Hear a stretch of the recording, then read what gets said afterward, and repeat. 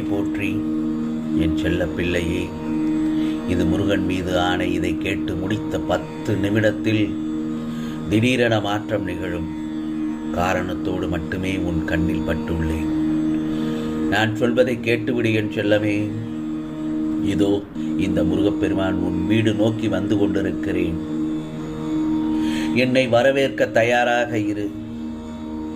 எப்படி இந்த காரியத்தை நடத்தப் போகிறேன் என்று கண்ணீர் மல்க என் பாதத்தில் விழுந்து அழுகிறாய்.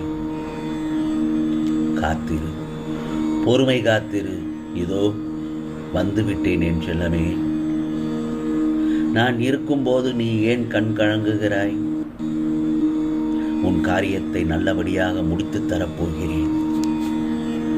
உனக்கு வேண்டியதை எல்லாம் தந்து உன்னை வழி நடத்தி செல்ல நான் இருக்கும் பட்சத்தில் நீ ஏன் கவலைப்பட்டு கொண்டே இருக்கிறாய்? உன்னை